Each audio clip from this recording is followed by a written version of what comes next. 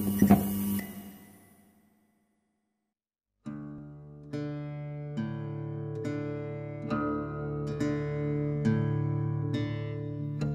cours de la vie alterne entre nuit et jour. On l'appelle le cycle nictémaire. L'homme n'est pas un animal nocturne, et pour combattre sa peur du noir, il a su prolonger le jour en artificialisant la nuit. Mais cela entraîne des répercussions sur tout l'environnement. En effet, qui pourrait croire que les lumières artificielles de nos villes soient de puissantes tueuses en série ?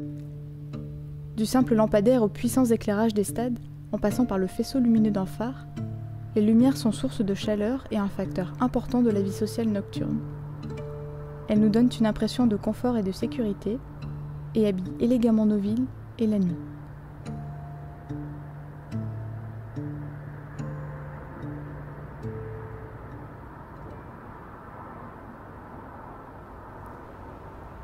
Les lumières font peu à peu de l'ombre aux étoiles.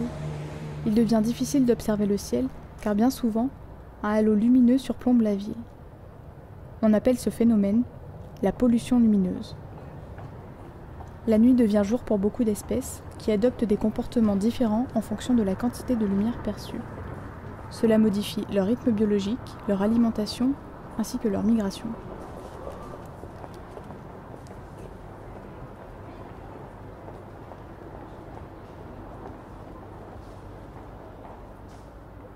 L'énergie électrique nécessaire pour faire fonctionner l'éclairage public coûte en moyenne 800 000 € pour une ville de plus de 50 000 habitants. Pourtant, les villes pourraient alléger ce budget, puisqu'on estime qu'au moins 40% de la facture d'électricité des communes pourrait être économisée.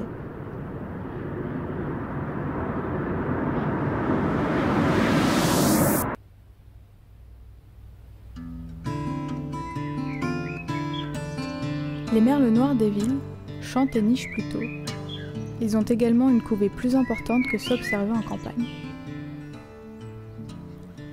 Les étourneaux, quant à eux, colonisent les parcs éclairés et profitent de la chaleur urbaine pour venir s'y installer.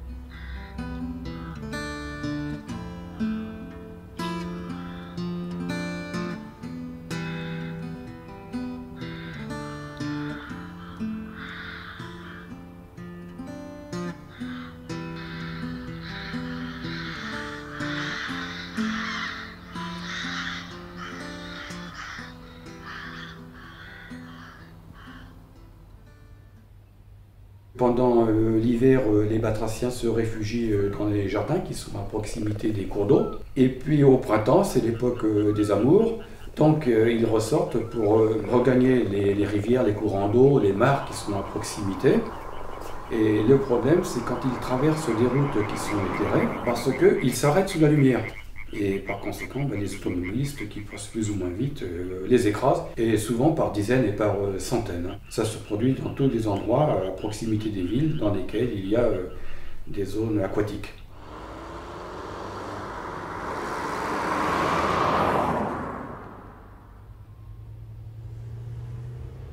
L'hyperacuité visuelle des rapaces nocturnes les rend plus sensibles à l'éblouissement. Une chouette sur deux est victime d'une collision de voiture. Elle chasse à faible hauteur et se retrouve alors éblouie par les phares.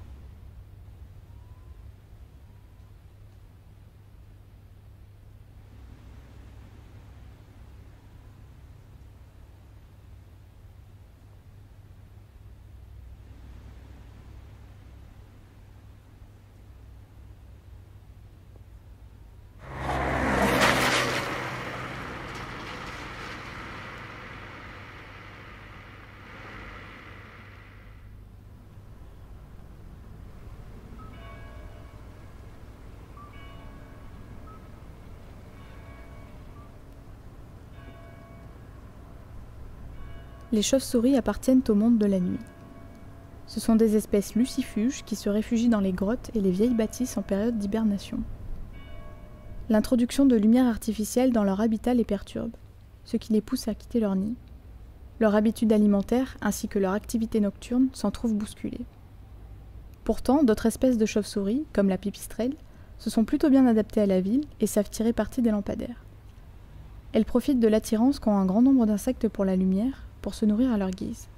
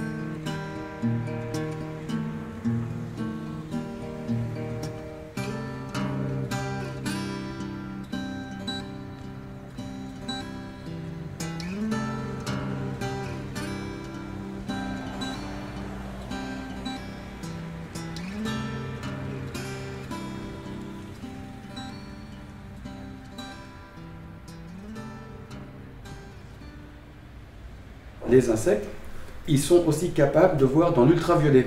Ce sont finalement les plus anciens habitants de la Terre et qui sont peut-être adaptés à des conditions qui existaient il y a quelques millions, voire milliards d'années. Alors dans le temps, c'était les lampes à vapeur de mercure qui émettaient beaucoup de bleu et d'ultraviolet, de violet et d'ultraviolet. Elles sont interdites maintenant et progressivement remplacées, mais par des diodes. Et les éclairagistes actuellement font des diodes blanches. Alors ces diodes blanches eh bien, émettent des radiations bleues, violettes, ultraviolettes, et les insectes sont attirés.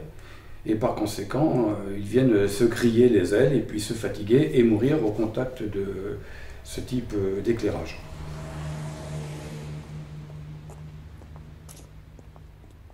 Lorsque nous dormons, eh bien, on a une hormone qu'on appelle la mélatonine, qui est sécrétée à l'intérieur du cerveau.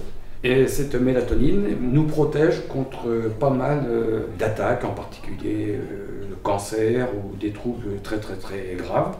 Alors en France, oui, il y a l'ANSES qui a fait des études très sérieuses avec des documents très importants sur les effets néfastes de la lumière, et en particulier des radiations bleues et ultraviolettes sur l'homme. On pourrait aussi parler de l'impact sur les yeux, parce que ces radiations bleues, violettes sont agressives par rapport aux rétines. Alors il y a des études mondiales qui ont été faites là-dessus, hein. Aux États-Unis en particulier, des cohortes de plusieurs milliers de personnes, d'enfants, qui ont été élevés dans des conditions d'éclairage mauvaises et qui après deviennent myopes. Donc il y a des données qui prouvent donc la nocivité de la lumière. Concernant les actions menées contre la pollution lumineuse, bon, il y a beaucoup de secteurs dans lesquels on peut intervenir, parce que les gens, d'une manière générale, et ceux qui gèrent les communes, ne sont pas au courant. Donc quand on les informe, ils sont plutôt réceptifs. Par contre, les syndicats d'éclairagistes, qui vendent des lampes, eux, ils exercent une énorme pression sur les responsables municipaux pour éclairer le plus possible. Pourquoi? Parce qu'ils vendent du matériel et parce que EDF, qui a des centrales nucléaires qui fonctionnent toute la journée, et en particulier la nuit, a besoin de vendre de l'électricité.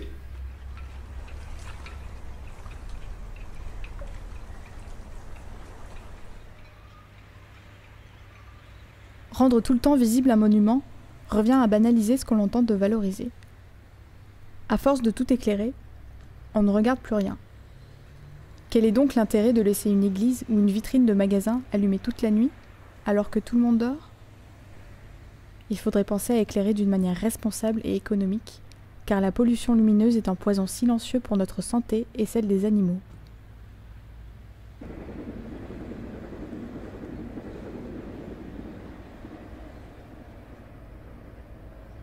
Des oiseaux par milliers volent vers les feux. Par milliers ils tombent, par milliers ils se cognent. Par milliers aveuglés, par milliers assommés. Par milliers, ils meurent.